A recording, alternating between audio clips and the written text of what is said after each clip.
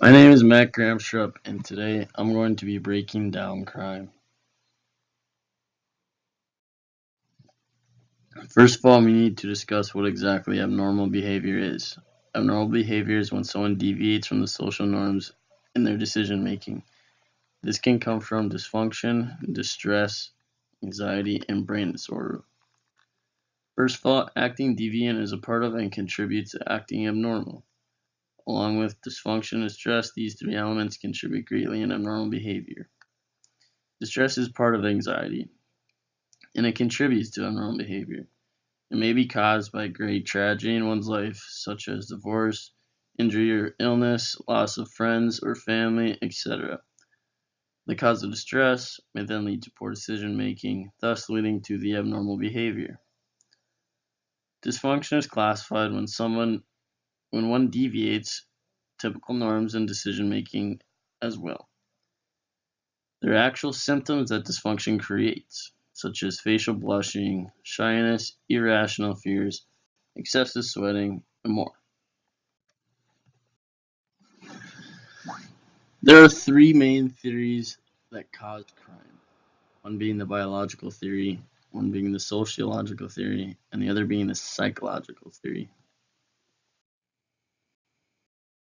The biological theory relies heavily on the fact that they believe someone is born a criminal.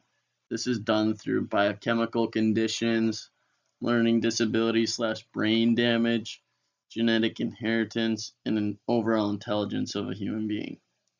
The biochemical aspect makes the argument that things like diet hormone imbalance are linked to and therefore can induce crime. Genetic inheritance is mentioned as well, which argues that some individuals are born and handed the same genes as their ancestors.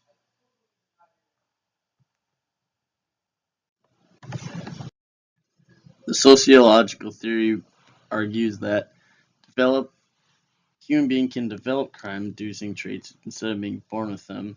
This is done by the environment they are raised in, the people they are surrounded by, their established norms, their living situation, and the difference in the relationship between low-level and disorder crime, and also the defensible space theory, which is basically the breaking down how an individual's personal and physical space affects crime.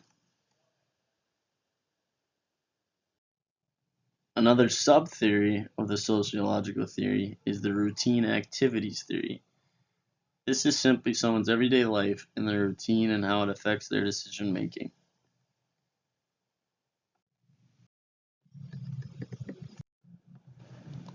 The extent of property crime varies throughout the different regions of the United States. This consists of any kind of stolen or damaged property, vandalism, and property value. Property value can be affected in one of many different ways, but the one that sticks out to me is the environment that the house or residence resides in. There was a study done by the Florida State University in 2011. The study found that robbery and aggravated assault were two of seven crimes to have a large impact on the values of homes in certain neighborhoods. These two crimes were the only two out of the seven that were found to do so. Although those were the only two crimes found, I believe that it's quite a big deal if you're looking to buy or sell a house, as you want to know your exact value of your home. Vandalism is another form of crime that can leave massive impacts on someone's property value. If you think about it, if a home is damaged bad enough to where it's irreplaceable or irreversible, it's going to decrease or completely eliminate the property value, along with having a probable effect on the neighborhood as a whole.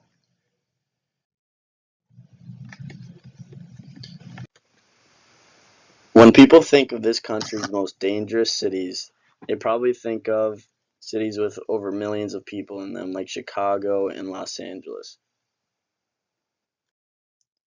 However, that could prove to be misleading. The city of East St. Louis was given the title of most dangerous city in the country per average rate of violent crime. However, the city's population is just 27,000. So how could an area of 27,000 be the most dangerous city in the country?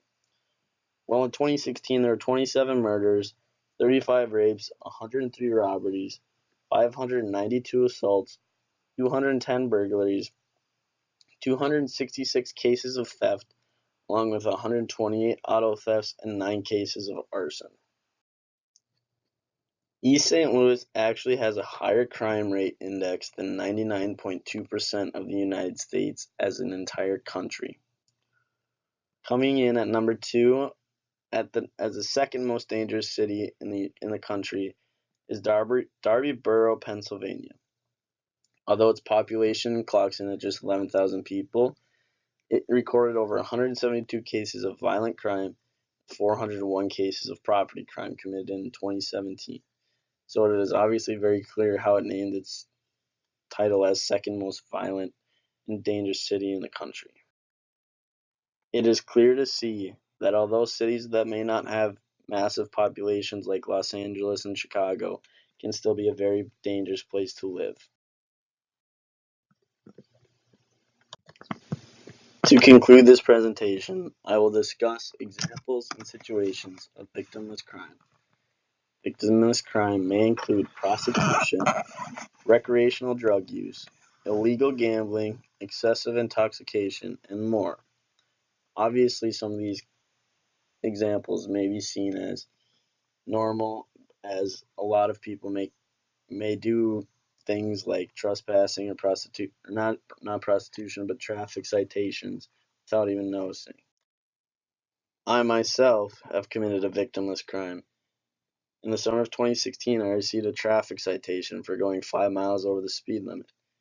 It may seem like it's very simple and benign, but these things can be committed every day without even thinking about it.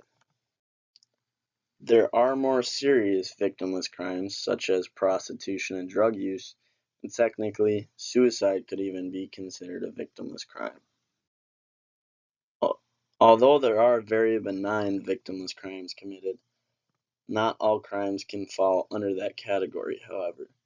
Things like prostitution and drug use are extremely dangerous and should not be taken lightly.